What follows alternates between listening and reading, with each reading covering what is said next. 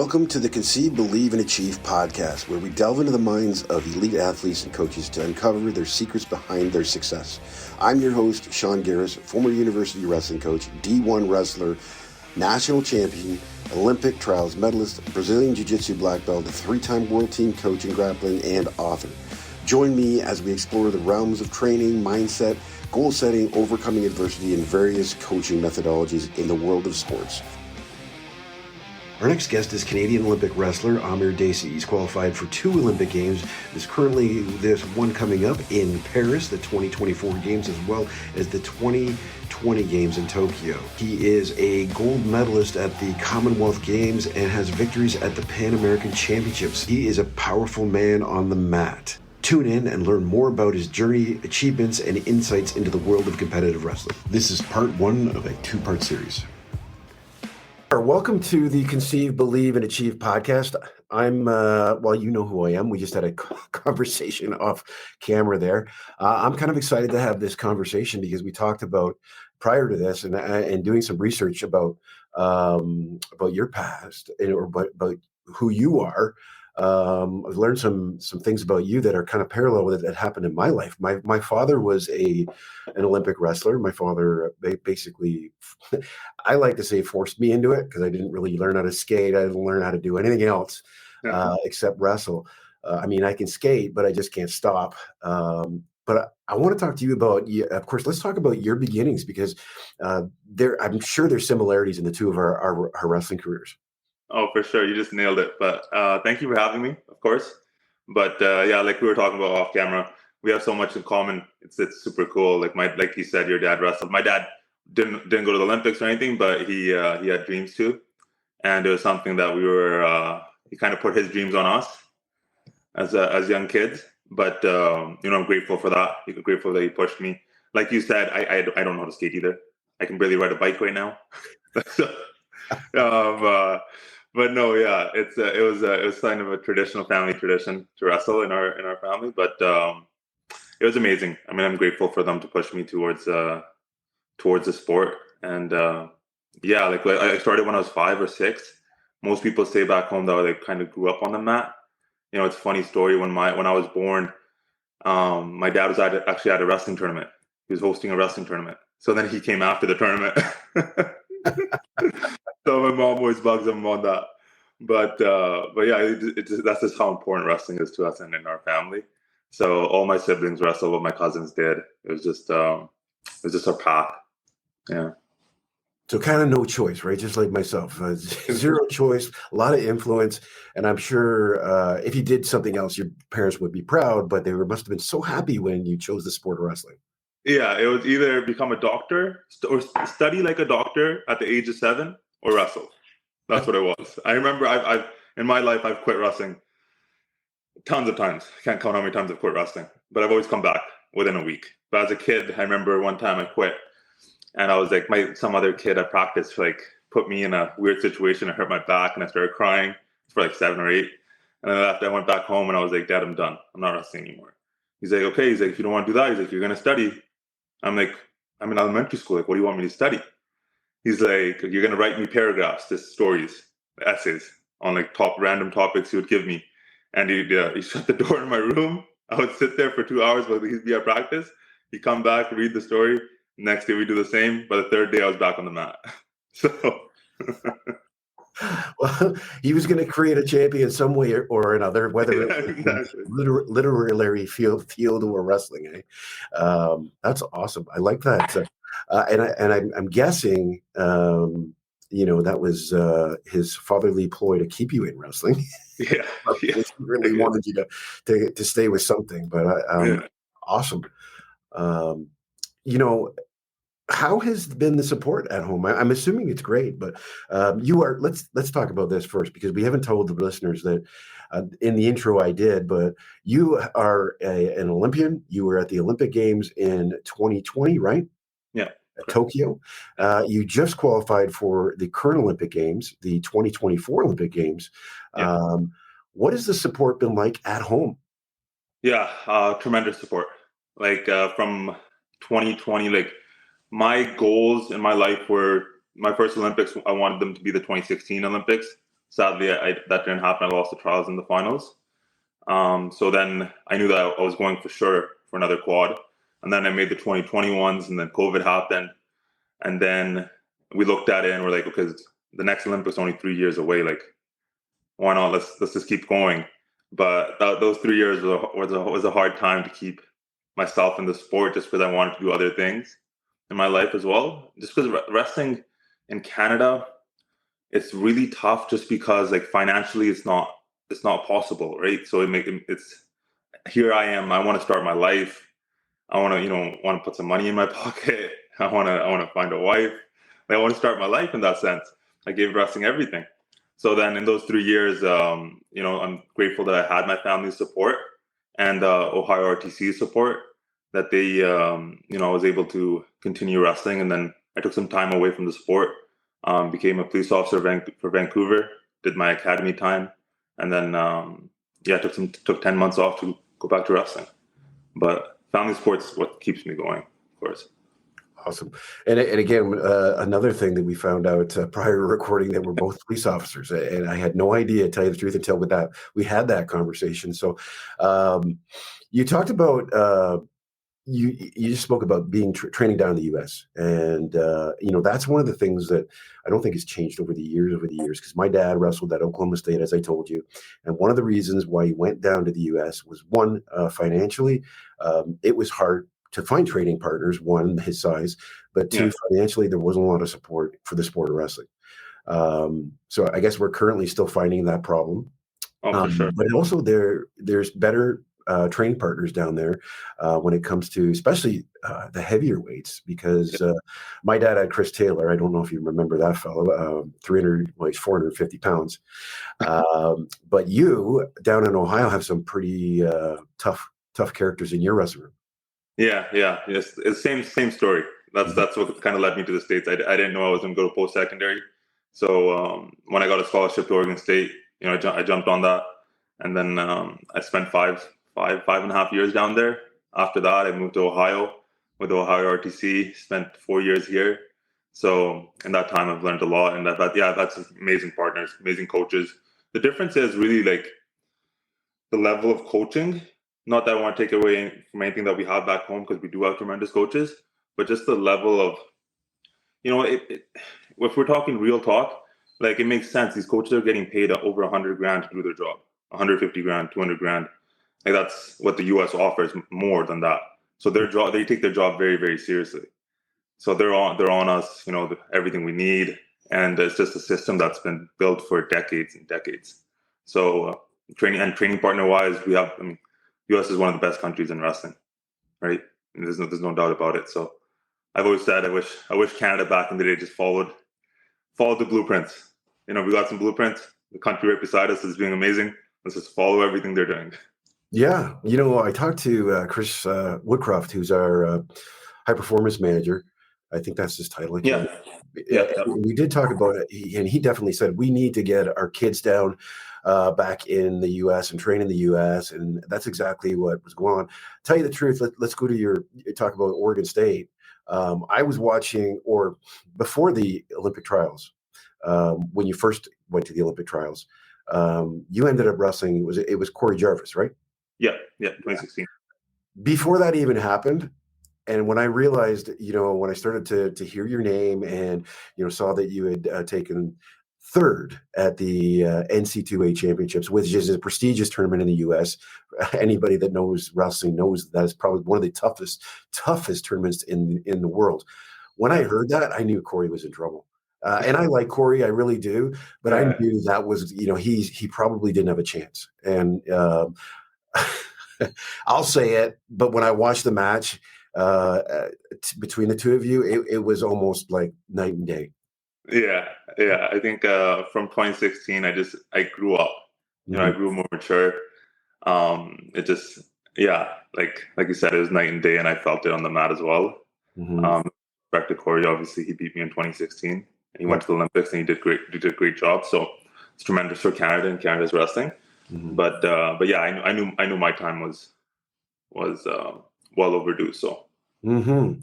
So let's talk about Oregon State. The training, adjusting from freestyle to collegiate. I can give a little insight myself too, but let's hear about how you handled it.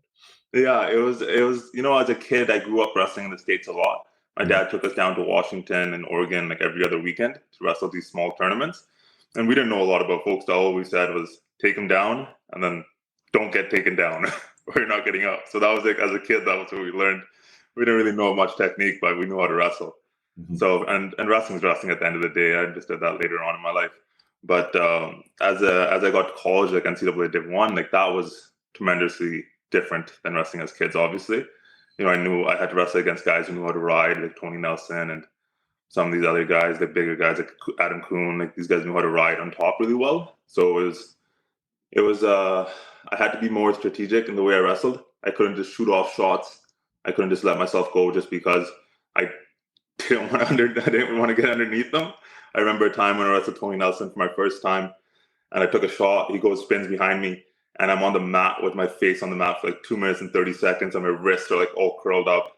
And I remember I got off the mat after I got up after, and I was like, what just happened to my forearms? They were shot. Like everything was like my arms were just exploded. And but yeah, it was a hard transition. But my coaches did a great job. We worked a lot. My second year was a lot better. I do wish I redshirted my freshman year. I think that would have been a big benefit for my wrestling. But I knew our team needed me to step in right off the bat, so that's the decision we made at that time. Yeah. Yeah, it's a tough transition. You're talking about your dad too, taking you down to the U.S. and putting you in tournaments. Same thing. My dad took us down to Ohio. He took us down to Oklahoma. He would take a bunch of provincial wrestlers. Like he took Woodcroft and his brother down to Arizona. I mean, we just wrestled. It didn't matter. And then the same thing where you're saying, just go in and wrestle, and then you get taken down and you're getting ridden and you don't know what the hell's going on. But, my dad was just take him down and you won't have that problem. Okay. It's easy enough to say. It's really hard to do. But I mean, it opened your eyes, and it opened my eyes to the aggressive nature of U.S. wrestling. I think I find myself, and this was my opinion, that I think Canadian wrestlers aren't as aggressive as U.S. wrestlers are. They tend to have a little more, I guess, fire in their belly, and they just don't let up. I mean, it's constantly on the attack. Yeah, I agree. I agree with that. I think wrestling in Canada, we try to adapt our style to international wrestling, which is kind of a slower pace, which has been a slower pace in the past, but now it's a much faster pace. But I feel like our wrestlers try to be more slick and in that way. But in US, everyone's a grinder, right? We grind through matches really hard. We have heavy paces, lots of shots off the point. Everyone wants to score points. In Canada, I think that's something that we lack a little bit. We're trying to be a little more strategic than telling our young wrestlers to just go out there and fight really, really hard. But there's lots of guys that still do in Canada. We do have some amazing wrestlers. Where we fail, I think, is just after high school. After high school, we just don't have a system in place. Like I know from our team in BC, like my brother guys and guys before me, like we were beating a lot of the US guys. Like in high school, we were doing really, really well with these guys. And then where we would fall off is once we graduate high school, there's just our college system is not up to par anywhere close to where their here's is in the US. So it is what it is. Yeah, there's a lot more colleges, and I think that we give the typical excuses. Oh, there's just more of a population down there. It's not the case. It's a different style of training. One. Because I can tell you from, again, and I'm sure this was probably similar thought process as you go down as a freestyle wrestler, and then you get the crap beat out of you, and you're like, what the heck happened? I remember in the wrestling room when I was down in Michigan, Steve Frazier, I don't know if you know that name, but he was a gold medalist for the U.S. in 1984. I didn't know who he was. He walked into our wrestling room, and he was 38 years old at the time. And he proceeded to beat the crap out of me. And, 38 years old, I'm 21. I'm like, what's going on? I catch him in a throw, which pissed him off. So he came at me harder. And I got up kind of just relaxed, relaxed. Okay, typical freestyle wrestler. Yeah. He was back in my face like he wanted to eat supper. Like he was hungry. I hit him again with another throw, caught him with that, and then the beating got so much worse. I spent an hour. He wouldn't let me go. I was sucking wind. I was trying to get away from him. He would pull me back onto the mat. And I was tired. I was like I was sucking wind, like I could Yeah. not breathe. But he proceeded to beat the crap out of me, and my coach just laughed at me. Willie Gadsnews passed on, but he just laughed and he goes, "You just got your ass handed to you by an Olympic champion, buddy." What? Who's this? I wouldn't have even wrestled him if I knew that. Yeah. But But that's the difference. That's the difference in the States. Like here we have in the States, we don't know. There's countless numbers of Olympic champs and world champs and medalists. In Canada, we don't have that. We don't. The only time I've seen guys are like Gia Sisuri and Daniel Galli would pop around, maybe do a camp once in a while. But other than that, like we didn't have people to look up to in that sense and try to follow their path, just because there was no path created at that time. Just because we don't have the sheer numbers of that. Mm-hmm. So speaking of people to look up to, let's talk about who you look up to in the sport of wrestling or looked up to and currently. And have you met them since you've progressed? Yeah, I have. Fortunately in my life, yeah. As a kid growing up, like I looked up to. We have a kids club back home called Costa Wrestling Club. Dad started up in 1976. So in that, I had a lot of people that are captains of our team and just people that I generally want to be and want to be like one day. And those guys were like Fido Sahota, Guri Pisa, Mani Sandhu. These are the type of guys that were my idols and the guys that like who kicked my ass. To God to me, it's really funny. Like a month ago, I was back home and I was talking to my dad, and he's like, look how lucky you've been. Like you got your ass kicked so much in your life as a kid, like in high school and by all these guys that they made you who you are. And I'm like 110%. If I didn't have those beatings or those guys who like embellize their style of wrestling, I wouldn't be where I am today. And then later on in my career, I always loved how Travell Delegna wrestled as a kid. And I remember he'd come to Canada and sometimes wrestle, and I'd sit beside his mat and videotape, like with the old school videos, the video recorders we used to have, right? Like the tape ones. So then I used to sit beside his mat and record them. And then fast forward, I don't know, 2019, he calls me one random morning, invites me down to Ohio State. And so then I came down here, and he was my coach for the last quad. And now I have Logan Stieber, who's been my coach. Yeah, technical difficulties there. I apologize. We're back, though. We're back. And again, you were just talking about your coach, Logan. Yeah. So after Travell took a job in Nebraska for their program out there, and then Logan was always my coach as well, just Travell and Logan. And then me and Logan have been together for the last, I don't know, 4 or 5 years now, 4 years or so. So yeah, we have a lot of fun on trips, and it's a very relaxed feel. And yeah, he knows me well, so it's been fun with him. Nice. I had no idea that you were down in the States still until I just started doing research on on who you were and what you've been doing. And I love the fact that you are down there, because I know that your training is in the right spot. I know that again, like I said, when I said the Olympic trials, and I knew that we got this NC2A placer up against a Canadian guy. I'm pretty sure we're going to see some different. So, and it's too bad that it is that way. But again, the way, and I think that's what we were talking about, the way the Americans train down in the U.S., it's a different level. It really is. But the coaching, and again, is again, you said paid, right? It is. I coached at York University. Do you know how much I got paid? Zero. Oh, really? I was a coach there, so there was no incentive to actually show up to practice. There was no incentive to actually invest in my wrestlers. I did, but there was nothing keeping me there. There was nothing really investing in it. I think if we did have that, and I'm sure you would agree, the retention would be a lot. 110%. I agree with that. Like it's not like like back in the day, like I know things were expensive and stuff, but the way that Canada's been the last few years and financially, like it's really hard to volunteer your time towards something that needs 100% of it. So like a coach's job is 100% in and out. Like that's his whole job is for his athletes. And if you're not getting compensated and you can't feed your family at home, like how could you show up to work and put everything that you have into that? So that's one system that Canada fails in, that's for sure. Yeah. Sadly. And I'm not even sure how they're going to fix that, because that's, I mean, you need the funding. Funding isn't there. I think one of the things is you have to popularize the sport.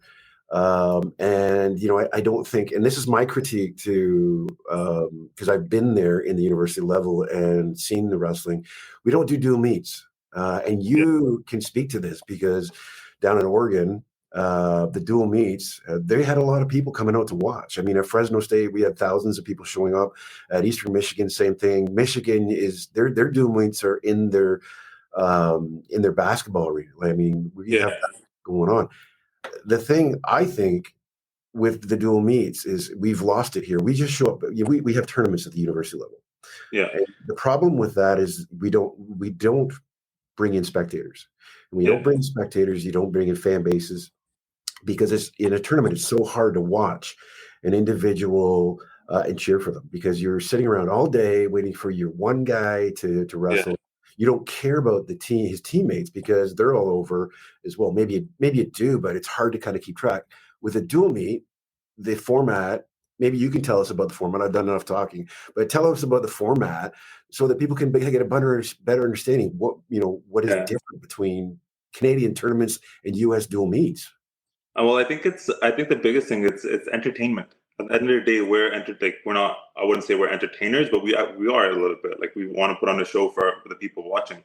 Mm-hmm. So I mean, dual meet, it just creates a rivalry between two teams, head to head, with 10 weight classes, and you got your fans on one side for one team, you got your fans on the other team, and that's entertainment, literally, right there. And how you promote it, and how you put on the show with the lights and the raised mat and the chairs, the athletes sitting beside each other. Like, that's just, it's all a show. But it brings people in to watch. Like, we've, like, in the US, they've done like 40,000, 50,000 fans. Like, I know Oregon State, like, we didn't have that, but we had the thousands. We did in the thousands for sure. I've been here at Ohio State for the last 4 or 5 years, and I've seen some amazing dual meets. Like, it's crazy, and I've been a part of them. Like, out just from being a spectator on them, it's a lot of fun. When you actually promote it like that and people understand wrestling. But when you don't promote wrestling, or media's not the greatest on it, we're not really highlighted much. I remember just a few weeks ago, I was laying in bed on Instagram, and I saw a CBC put on a clip of all, like, Canadian athletes in sports, and wrestling wasn't a part of it. And I wanted to post at the bottom of it, just because I know that we have Olympic hopefuls. Like, we have medal hopefuls here. And we are actually really good. Like, Justina, Anna, myself, Alex, Hannah, like, we all do really, really well at the Olympics. But I mean, promote a sport, like, we need some backbone, some support on the other sides, right? So, well, that's why I do this, is because I want sport to progress. And here's the thing: like, if we're doing a podcast like this, we're putting an emphasis on our athletes, but we need support from our organizations, like Canada Wrestling, Ontario, BC, whatever it is. They should be sharing and profiling athletes in their area as well. I mean, I'm doing it for them, but I would love to see the partnership and getting your guys' names out there, because it is failing. The Canadian media is failing you guys. And not putting you front and center where you should be, because it'll be one. If we do that, we're going to get more funding, right? Yeah, because people will know. It's the squeaky wheel gets the oil. There's that saying is popular for a reason. Yeah. No, that is very true. I know I've talked to our guys back home in BC quite a bit, and I've always said this: like, we've had amazing wrestlers in Canada, like yourself, like your father, like that stuff's like, who's the last 3-time Olympian? Like, we don't hear that anymore. That's not around. Maybe Heisling Garcia was the last one to do that in the past generation, decade or so. But like I said that back home, when I was like, where we really fail at is we don't keep our athletes involved after they're retired in the sport. Like, I know that we have a lot of Olympians back home, great wrestlers, and none of them are acknowledged. And I remember going to BC Wrestling, and I was like, hey, like, I'm not speaking just for myself, but like, all I want is an invite. Like, I'll do a camp. I'll do the camp for free. Like, I'm not going to charge you guys. I live in BC. Like, I want to help. Like, get me involved somehow. And I'm like, I can guarantee you that's how other past Olympians or past wrestlers in our lower mainland feel the same. Just feel a little bit of appreciation, right? We've done 20 years for the sport. At the end we don't get any money, we don't get a check, but we would like to get called out a few times for something, right? To give back. But I'll always be involved in wrestling just through my club and stuff. So I always try to promote it as much as I can. But that's what I speak. I try to speak on other athletes just because if those athletes stay involved in the sport, like our wrestling would grow in our country. But sadly, and giving them the acknowledgement. I mean, I think that's a big thing. We did that when I held a tournament at York University. I had all the Olympians that were actually at our tournament line up across the mat so we could take a picture. I don't think that's ever been done at a tournament, but because of, for me, I noticed that, recognition, watching my dad walk around these tournaments, there was no recognition like who he was. He didn't really care. He was very humble, but he would walk around and he was a big man, right? He was like 6'5". He had the hands that still, when he spanked me, they were like plates. But I mean, no real, like, I guess, fandom, no appreciation. When he went down, and I heard this story after he passed away, it was a guy named, I think it was Guy Zink, who was the Ontario Wrestling Association president at the time. He said, you know what, we went down to Michigan for the NC2A championships, and when we were down there, here we run into your dad, just in the concourse. And, he ended up getting us free tickets, really great tickets. We felt like royalty. But the one thing I did notice, and this was the last time I saw him before he passed, that's what he said. He goes, I did notice that, he was like a celebrity. People were coming up to him. The Oklahoma State fans were coming up to him, getting pictures, saying hello. And he just wasn't, the respect that he was getting in the U.S. was so much more. He was an icon in the sport of wrestling down there, more so than he was up in his home country of Canada. And that, I think we need to do a better job at promoting Canadian athletes. And that doesn't matter what sport. I think, when you win a gold medal, we're not gonna put you on a cereal box. Come on. It's true. Go ahead. Sorry, go ahead. No, I think we have to do a better